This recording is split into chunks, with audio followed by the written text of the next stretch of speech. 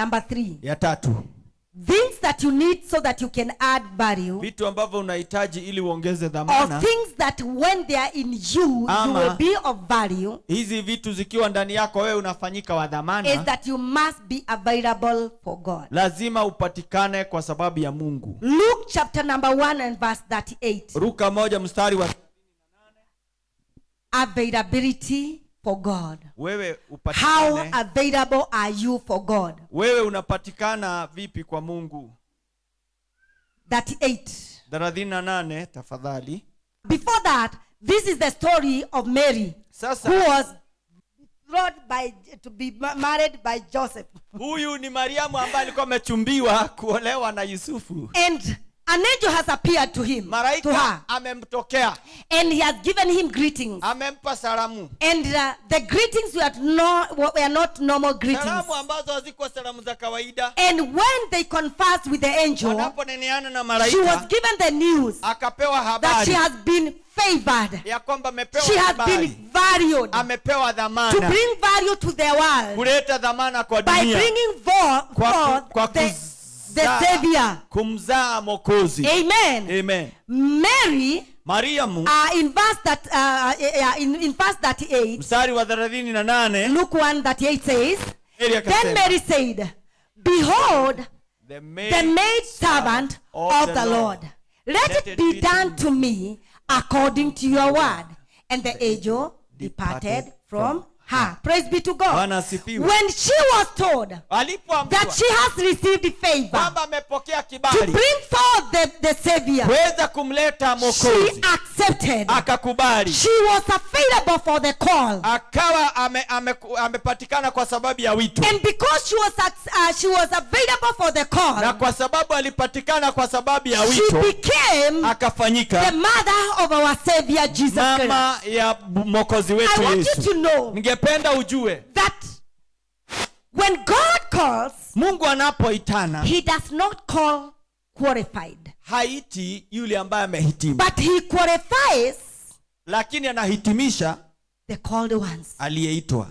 Praise be to God. Bwana asifiwe. Mary, Mariamu they are in courtship wako katika uchumba with Joseph. na Yusufu, And in those days, na siku hizo it was known ilijulikana, that it was illegal, ilikuwa makosa that you should not be found usipatikane as a girl kama msichana going with a man ukitembea na mtu before you are married. kabla hujaolewa. Praise be to God. Bwana asifiwe. And now Mary, Na sasa Mariamu she is in courtship. yuko katika Bible uchumba. says she was a virgin, Biblia inasema alikuwa bikira and it was known na ilijulikana that there was in preparation to get married to walikuwa Joseph. katika maandalizi ya kuolewa na Yusufu. And here comes an angel Na sasa malaika ametokezea with an information akiwa na that habari you have been favored, ya kwamba umepewa kibali, most favored, kibali kikubwa to bear kumzaa the Savior of the world. Mwokozi wa ulimwengu. Remember, when this is happening, Haya yanapofanyika, Mary, Mariamu they are just the two of them. wako wawili, She is with an angel. yeye na malaika, Nobody was there. hamna mwingine And an aliyekuwa. angel brings the information Malaika amekuja na that habari she has moto been moto chosen. kwamba She has amechaguliwa, been valued amepewa dhamana to carry the mandate kubeba of jukumu bringing forth the Savior, la kumleta to Mwokozi, add the value, to add value to the world kuongeza dhamana kwa dunia by bringing the Savior. kwa kumleta And Mwokozi. Mary accepts. Na Mariamu She akakubali, receives the call. akachukua wito, Was available akapatikana for the task. kwa sababu ya jukumu, For the call. kwa sababu ya wito. Today, Leo the Holy Spirit is calling. Roho Mtakatifu anaitana. Today, Leo there is a call. pana wito, You have been favored wewe umepewa to be kibali in the praise team. kuwa katika praise Are team. you carrying the mandate with the respect that it deserves? Je, unatendeza jukumu lako kulingana Today na vile you have been inavyostahili? called. Leo umeitwa To be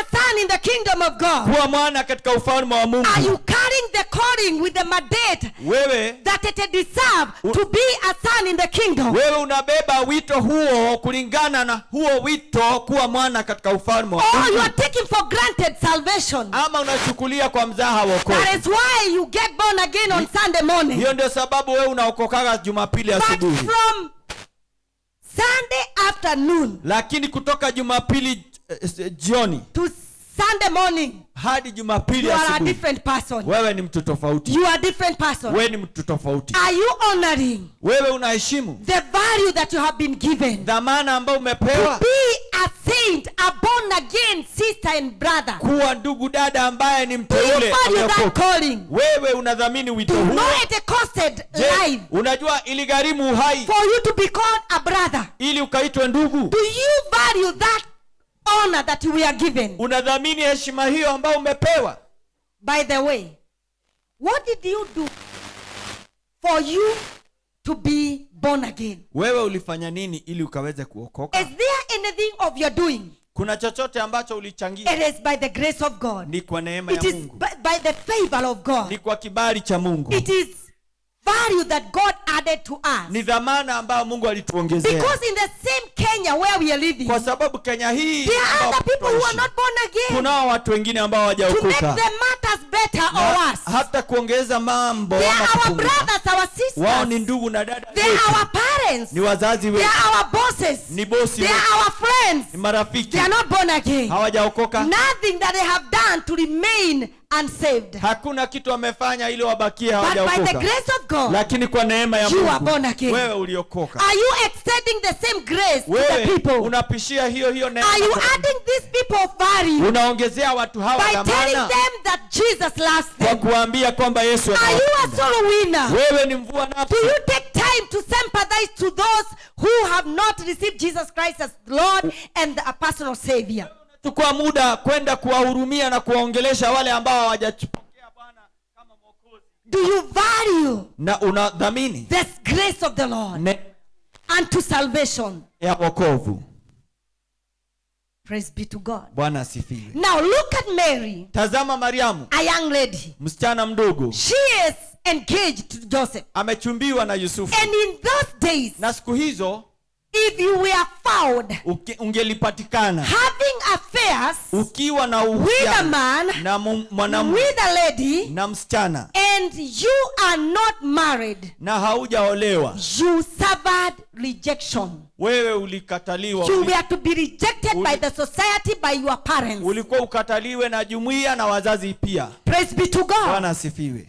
Praise be to God. Asifiwe. The doctrine was so tough Mafundisho yale na itikadi that you are ilikuwa required to remain faithful to the Lord. kwamba ulifaa kubaki mwaminifu And hadi here mwisho. comes an angel Na sasa malaika ndiye to huyu this virgin innocent girl. kwa huyu msichana ambaye ni And she bikira is hana told, hatia, anaambiwa From today, toka leo something is going to happen. kunacho kitu And you kitafanyika are going to be pregnant. na utapata mimba. And she says, Akasema, yes, I know najua that soon I will be married kwamba and naolewa I will hivi get karibuni pregnant. na nitapata mimba, But it is not today. lakini sio leo. The wedding has not been done yet. Harusi bado So it haijafanyika. is not possible. And Haiwezekani. the angel tells Malaika her, akamwambia, it will be by the power of the Holy Spirit. itakuwa kupitia nguvu za Roho And Mtakatifu. when she said, Na aliposema, I am the servant of the Lord, mimi ni mtumishi wa Mungu, may it be done unto me wacha ifanyike as the kwangu Lord wills. kama vile Bwana As it alivyosema, is the will of the kama Lord. ilivyo If mapenzi ya that is Mungu. going to add value to the Lord, Kama itaongezea I am a thamani, servant of the mimi ni Lord. mtumishi wa Bwana, Let it be done unto wacha me. ifanyike kwangu. And then and there, Na hapo hapo Mary conceived. Mariamu akatunga And for mimba, sure she was with a baby. na hakika akawa na And mtoto. I want you to look at Mary, a little tiny girl. Ningependa utazame Mariamu, msichana In the mdogo village where in the society, katika kijiji ambacho, katika jumuiya, righteousness is the key thing. utakatifu ndio ulikuwa muhimu, And she is here. na yuko hapa And she has conceived. pata mimba. And what went around the mind of every person Na is, kilichoenda katika zunguka katika mawazo ya kila mtu, ni marago ile. alianguka. Ni backslide. Ari? Alianguka Because kwa sababu the wedding has not been done. harusi hatujafanya. After a few months, Baada ya miezi they michache realize wakagundua the Kataine Mary kale kasichana kanaitwa has Mary got a Kataine tummy kako na katumbo that is not proportion to her size. ambayo sasa hii haipelekani na mwili. And what comes in their mind? Kinachokuja mawazoni They mwao, have sinned. wamefanya, They have sinned. wamefanya dhambi. And when Joseph knew what had happened, Na wakati Yusufu aligundua yaliyofanyika, praise be to God. Bwana Do asifiwe. you know before you know things concerning you, other people will know them before. Kabla ujue mambo yanayokuhusu, watu wengine watakuwa wamejua. Amen. Amen. In fact, before you know what people are saying about you, kabla ujue yale they watu have wanasema said and everybody have known except you. Wamesema ni wewe tu hujajua. Because they will speak them behind your back.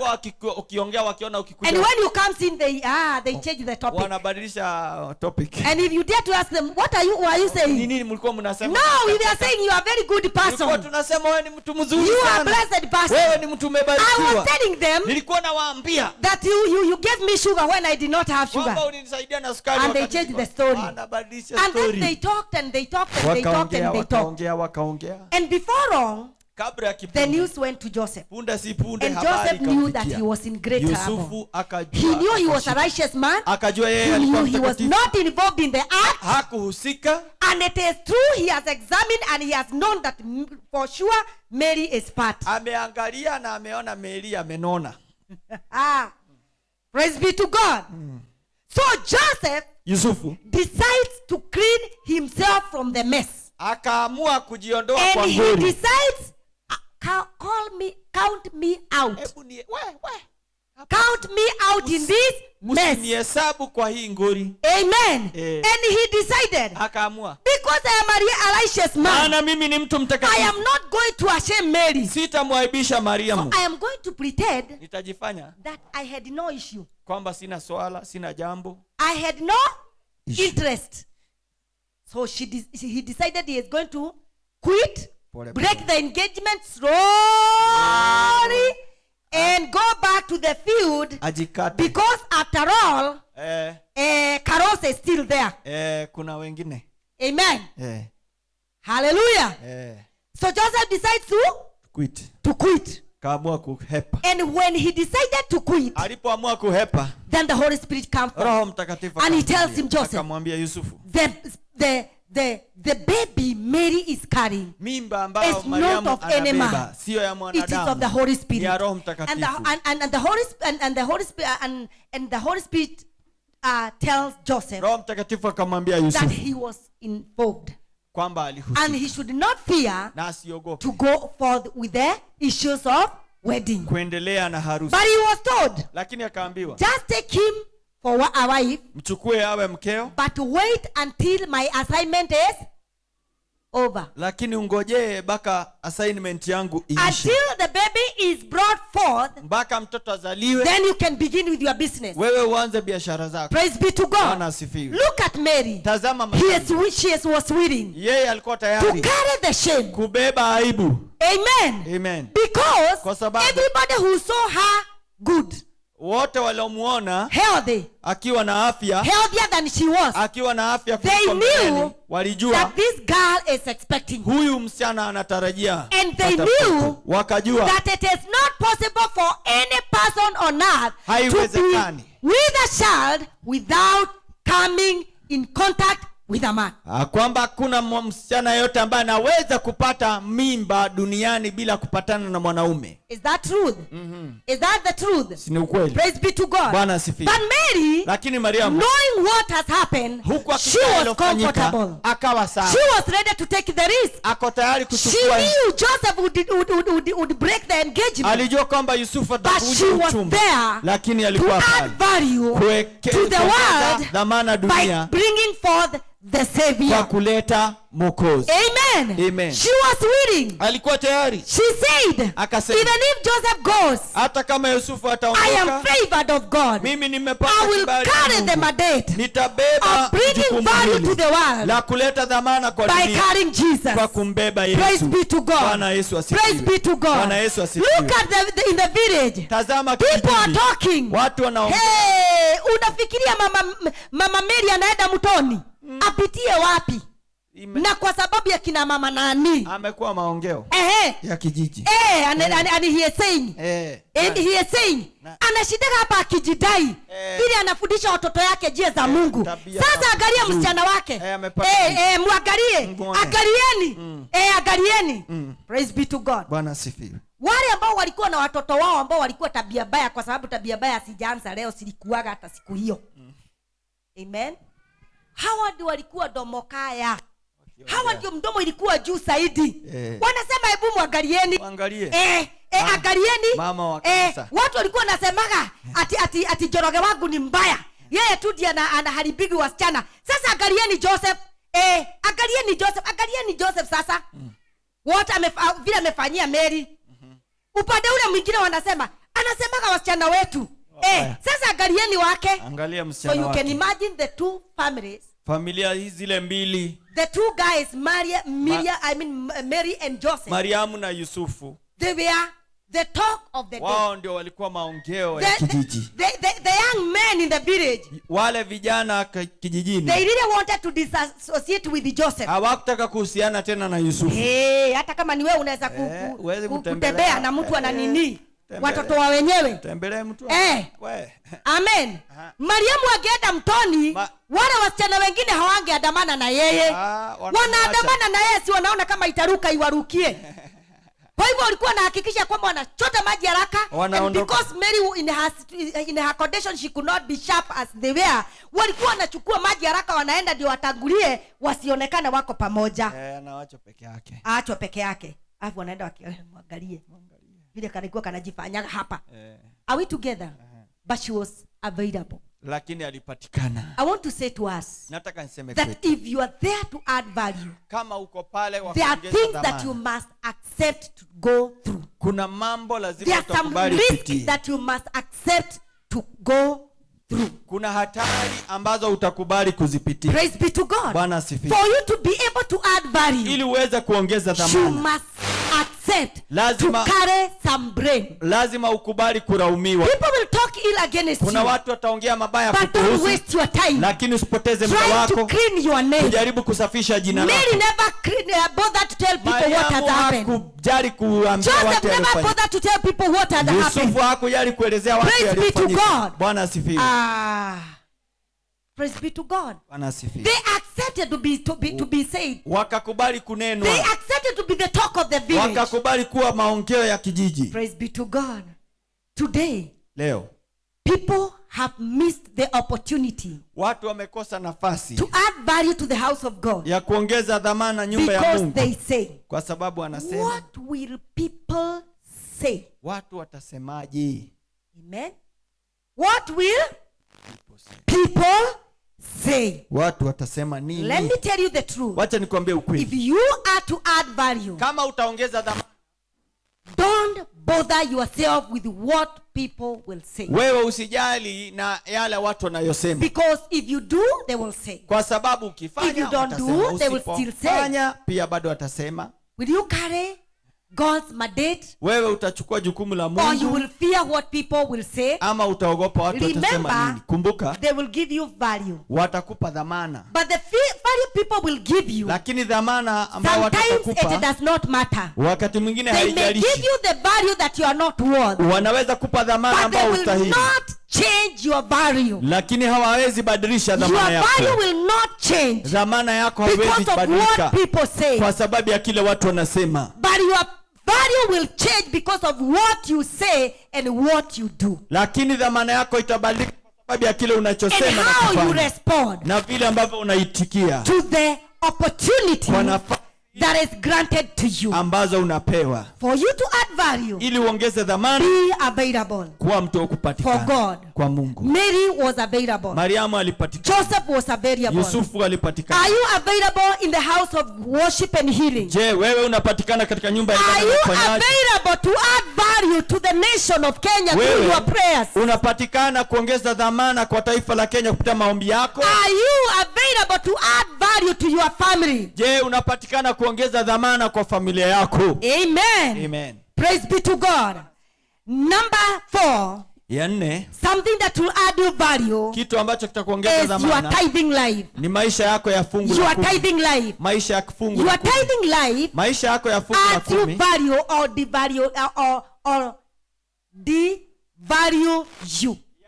yanaongeza dhamana ama yanakupunguzia dhamana. The Bible says Biblia inasema that when you pay your full tithe, kwamba unapolipa fungu lako la 10, the devourer is rebuked. alaye amekemewa. And what is the work of a devourer in your life? Kazi ya alaye maishani mwako ni ipi? The work of a devourer in your life, kazi ya alaye maishani mwako is to diminish your value. Ni kupunguza dhamana yako. Because he comes to destroy. Kwa sababu yeye huja kuharibu. You gather and gather and gather. Unakusanya. You work hard. Unafanya kazi kwa nguvu. And put together. Unakusanya. But before you enjoy, lakini kabla hujafurahia, before you see the fruits, kabla uone matunda, the devourer comes. Alaye anakuja. And he destroys everything. Na anaharibu kila kitu. How does the devourer comes into our life? Alaye hujaje katika maisha yetu. Devourer number 1. Alaye wa kwanza is sickness. Ni magonjwa. Sickness is devourer number 1 that Satan used to destroy our value. Magonjwa ni alaye nambari ya kwanza ambayo shetani hutumia because when sickness comes in the house,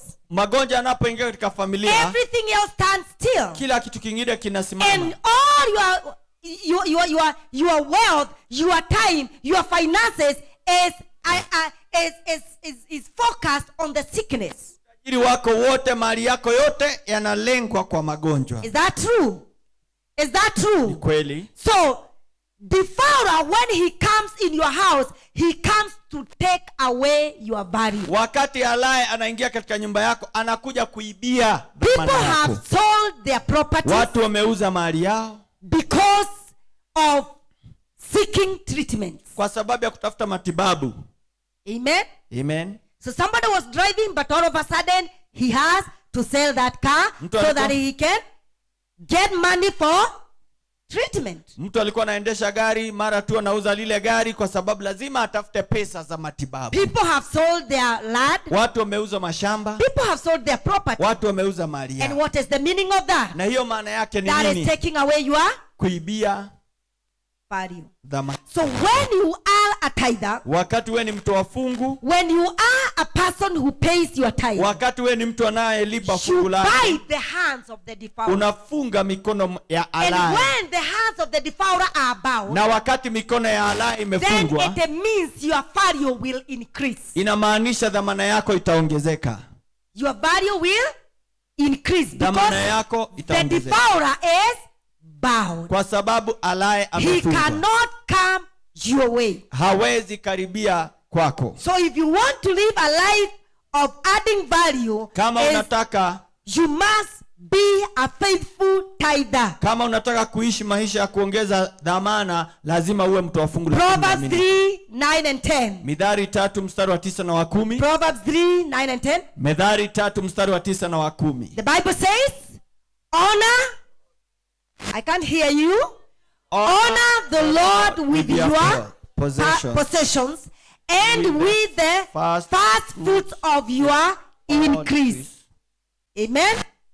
So your barns will be filled with the plenty, and your vats will overflow with new wine. When you honor the Lord. So when you are a person who tithe, it means you honor God. Wakati wewe ni mtu ambaye anatoa fungu, wewe ni mtu anayeheshimu Mungu. And because of honoring God, na kwa sababu ya kuheshimu Mungu, you will be filled with God's blessings. Utajazwa na baraka za Mungu. Your barns will be filled with plenty. Mashamba yako yatajaa. Your barns will be overflowing with the new wine. Viriba vyako vitafurika na divai mpya. And that will add you value. Na hiyo itakuongezea dhamana. The other thing, number 5, ya 5, is that you must be an industrial person. Lazima uwe mtu wa bidii. Proverbs 10:4 and 5. Mithali 10 mstari wa 4 na wa 5. It says Proverbs, yeah. He who has a slack hand. You're not reading. Poor. You're not reading. He who has a slack hand becomes poor, but the heart of the diligent makes rich. Amen. Amen. That is verse 5. Verse 5. Yeah, that is verse 5. It makes rich, or it brings wealth. Are we together? Utajiri. So you must be a hard working person for you to add value. Wa bidii ili uongeze dhamana. For you to add value, ili uongeze dhamana, you must be a hard working person. Lazima uwe mtu wa bidii. Amen. And here I want to address ladies. Na hapa ningependa more so those of us who are married. Wale ambao tumeolewa. There is that tendency of feeling, kuna pale huwa unahisi that your work is to sit there, kazi yako ni kuketi pale, and the husband brings in. Sasa naye mume ni kuleta. So your work is to cook what has been brought in. Kazi yako ni kupika kilicholetwa. Hallelujah. Praise be to God.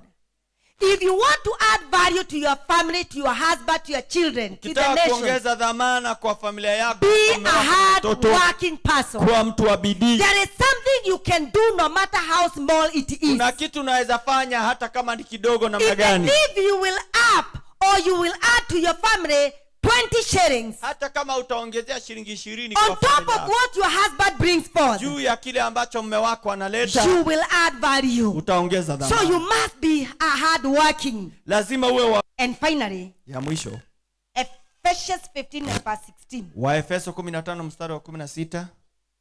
Ephesians 5 sura ya 15 aya yake ya 16. 15:16 of Ephesians 15:16. What does it say? Redeeming time because days are evil. Praise be to God.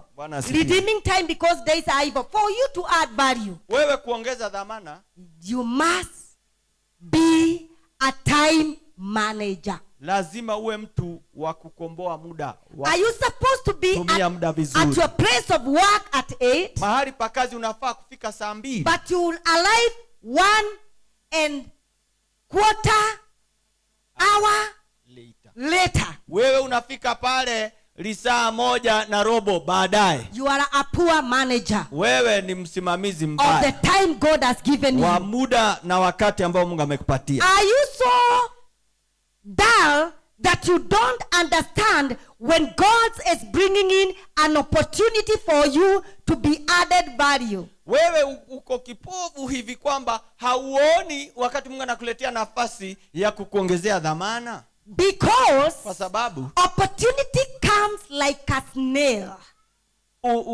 Nafasi huja kama mtego. But when it passes you, lakini inapokupita, it passes you like a flood. Inakupita kama gharika. You must be sharp. Lazima uwe mtu ambaye amemakinika.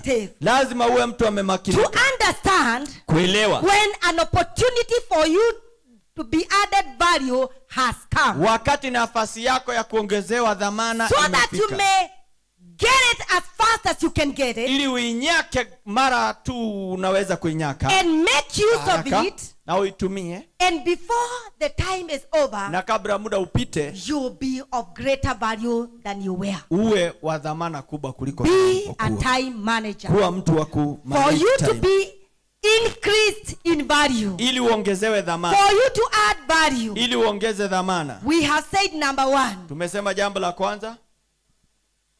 You must live a life of sacrifice. Sacrifice your time. Sacrifice your things. Sacrifice for others. Number 2. Blessings attract blessings. Or be blessed to become a blessing. And by a blessing you add value. Number 3. Be available as Mary. May be done unto me as you wish, because I'm your servant. Are you willing to be used of God, to be sent of God, to be added value so that you can add value? Number 4. Be a tither, because when you are a tither, tithing life adds you value. Number 5. Be an industrial person. And number 6. Time